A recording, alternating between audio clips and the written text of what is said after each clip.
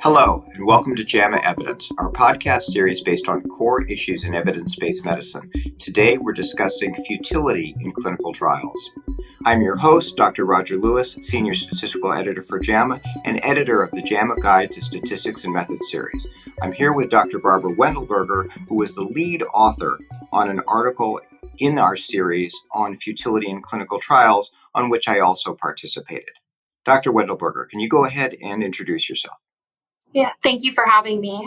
My name is Barbara Wendelberger, and I'm a senior statistical scientist at Berry Consultants, where I design and conduct adaptive clinical trials. Great. Thank you so much for joining us. So in your article on futility in clinical trials, you begin by explaining what futility means in this context. Can you go ahead and start there? Sure. So futility is a term in clinical trials that refers to when it is unlikely that a trial will meet its original goals. And this often is related to demonstrating treatment efficacy. So if futility is based on the low chance of meeting the original goals, what are the usual goals of trials in these settings? So clinical trials usually have the goal to both determine if there is a benefit of a specific treatment and also to quantify that benefit. So obviously, when we embark on a clinical trial, we hope to be able to meet those goals. But a lot of things that can happen along the way that make that unlikely. Tell us what some of those things might be. Yeah, there are a variety of reasons that may occur during the running of a clinical trial that may make it unlikely that that trial could meet its original goal. And those include participants being unable to be recruited, the exhaustion of funding, or external events like the approval of a competing therapy.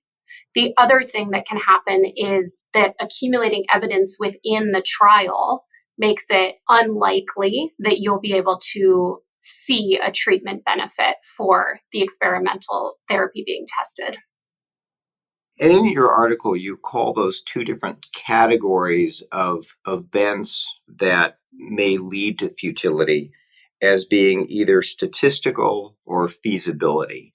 And first, you mentioned for feasibility, running out of patients or money or time. But let's talk about the statistical characteristics. How is it during a trial you assess the futility based on statistical considerations? So, statistical futility is defined as the low probability that a trial can achieve its primary objective should that trial be completed as planned. And statistical futility is pre-specified, and it could be based on a number of different metrics, including p-values, conditional power, predictive probabilities, and Bayesian posterior probabilities. So let's take each of those one at a time. So for p-values, how could you use a p-value to define futility? Sure. So you could define different analyses within a trial. So you could have interim analyses as well as a final analysis and define a specific threshold at each of those analyses, a p-value threshold. You could compute a p-value during the trial and compare that p-value to the pre-specified threshold at the interim analyses or final analysis. Usually when using a p-value, our goal is to have it be below the threshold we define. Is that the same or different for futility? That would be a case that is different. So we would be comparing the p-value at the interim analysis to a pre-specified maximum threshold. And if the p-value that we're observing is greater than that pre-specified maximum, then we could declare futility. So you also mentioned this concept called conditional power, which I think is a particularly good way to consider futility. So tell our listeners, what is conditional power and how is that used?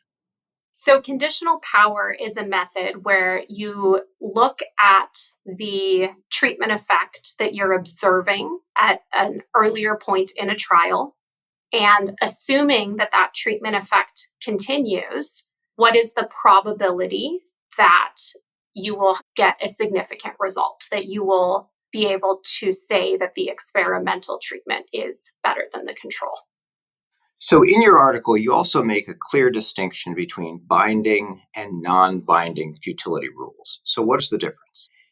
Yes, there are binding futilities and non-binding futility rules. Binding futility rules mean that a trial must be stopped if the pre-specified criteria for that binding rule is met. A non-binding futility rule gives the Data and Safety Monitoring Board some amount of flexibility in recommending study continuation. So, how does a futility rule affect the operating characteristics of a trial, specifically the risk of a false positive or type 1 error and the ability to detect a true treatment effect or power? Yeah, so futility rules result in modest changes to our operating characteristics. And the way that it can do this is that our type 1 errors, our false positives, are slightly reduced with a futility rule. The reason for that is that the negative conclusion that you reach at the time of futility cannot be reversed if you were to have continued the trial on because you stopped early for futility. And then a type 2 error or a false negative is slightly increased. And the reason for that is that early data that you have may be anomalously discouraging, and you may stop for futility and not be collecting data that may reverse that anomalously discouraging result. So, if one has a non binding futility rule, so you don't actually know when you start the trial whether the rule will be followed, then how do you define the operating characteristics or these error rates for the trial? The conservative approach to take for operating characteristics for a non binding futility rule would be to calculate the type 1 error rate, assuming that the futility rule will not be followed. And the reason for that is that that will be a slightly higher type 1 error rate. But then to calculate power, assuming that the futility rule will be followed. And the reason for that is that power will be slightly lower in the case where the futility rule is followed than in the case where it is not. So, essentially, you pick the worst case estimates of these error rates to make sure you're being conservative. Is that fair? Exactly. You mentioned earlier the importance of futility rules being pre specified. So, you can't really choose your futility rule as the trial is progressing. Why is that important? It's very important to pre specify the rules for a number of reasons. One of those is to think about the rules in advance during the design of a trial and to really think about the circumstances where you would want to stop a trial early.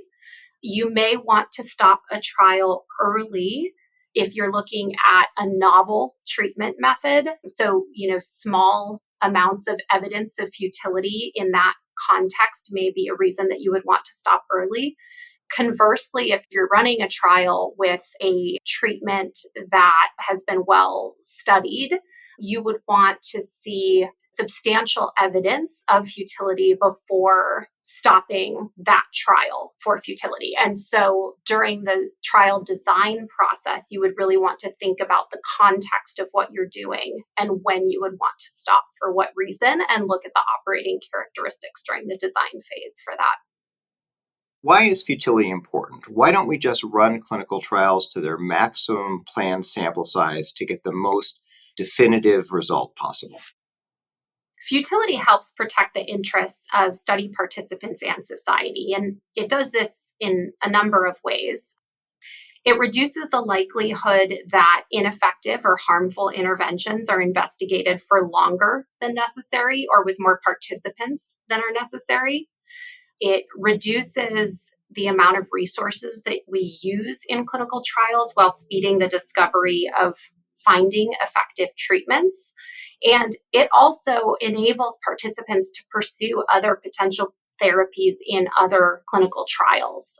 In the case of them initially being in a trial where the therapy is not helping them, or stopping that and enabling them to go on to hopefully better options.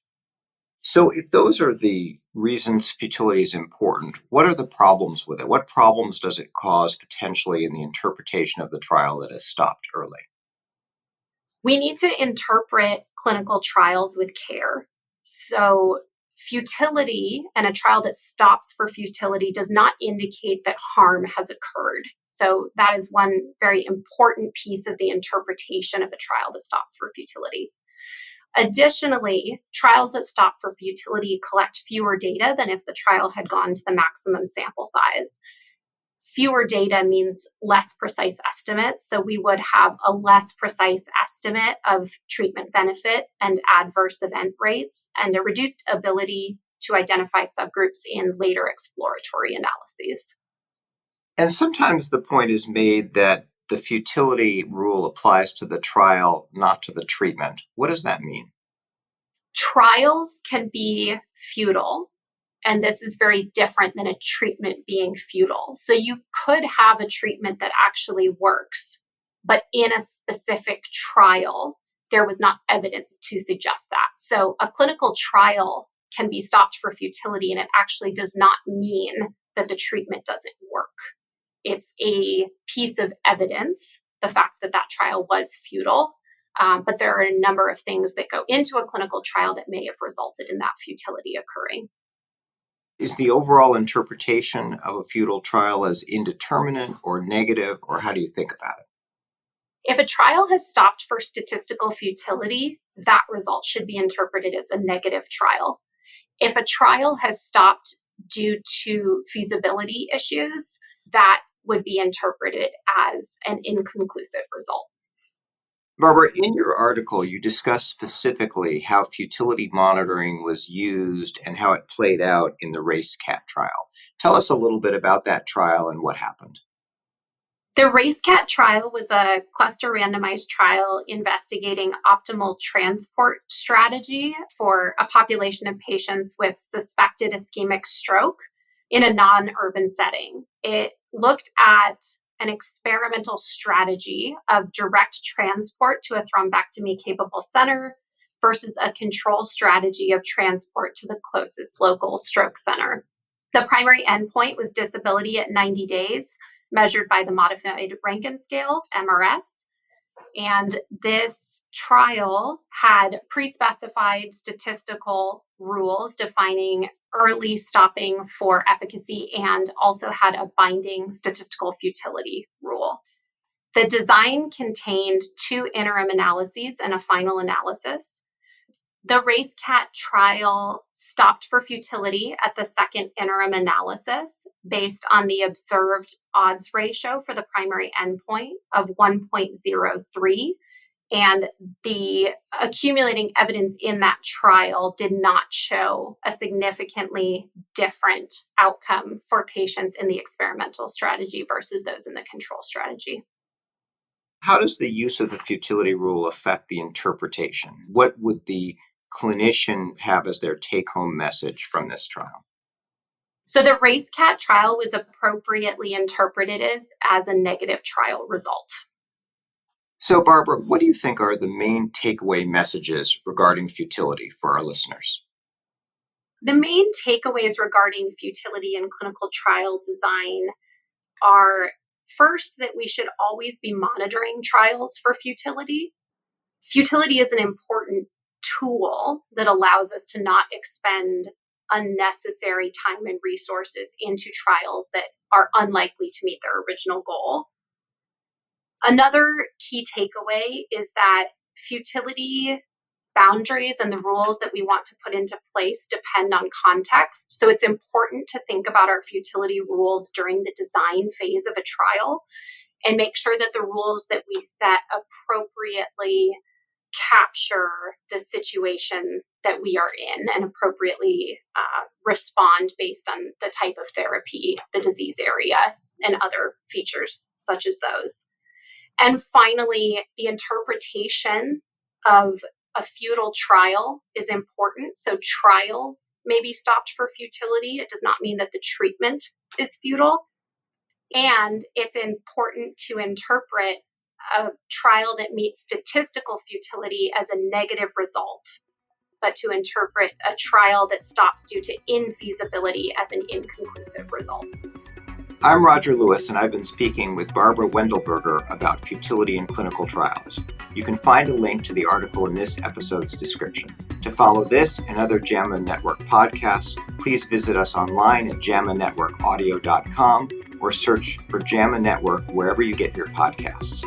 This episode was produced by Daniel Musisi at the JAMA Network. Thanks for listening. This content is protected by copyright by the American Medical Association with all rights reserved, including those for text and data mining, AI training, and similar technologies.